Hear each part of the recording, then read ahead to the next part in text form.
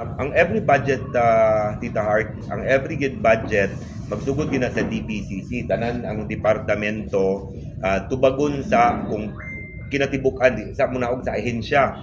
Kinatibukan kinsa man DBM ang sisgutan din ha kung pilay i-propose nga pondo, butang nato i-propose 10 pesos. Pila day kitaon sa Pilipinas. So nadi na ang Bureau of Customs, BIR, kay dili man ta pwede mag-budget kung wala pud tay makit-an nga source sa income. Okay. So nagsugod na ang first day sa DPCC.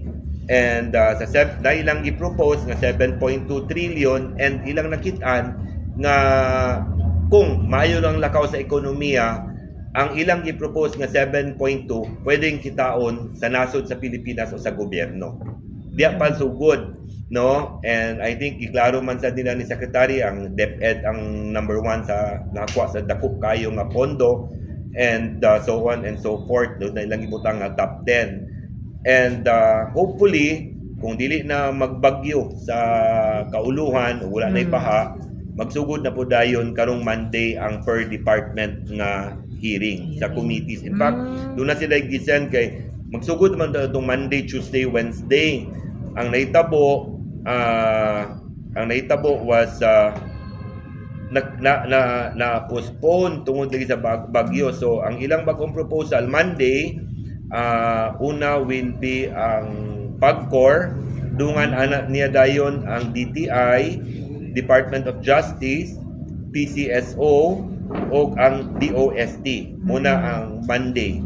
Sa Tuesday, ang ilang i-propose Department of National Defense, Ombudsman, DSUD sa Settlement and Development, Housing, Commission on Audit.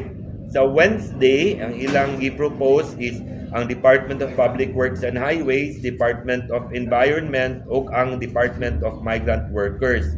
Sa Thursday, ang ilang gi-present is ang Office of the President, DILG, o ang CHED. So muna ilang gihatag na schedule for next week. God willing, wala na bagyo. Wala na kanang mahidayon ang session.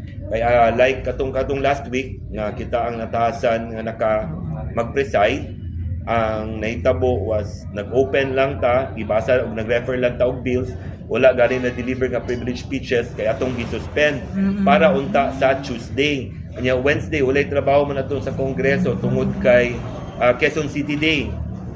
So wala nagbasa lang og referral sa bills.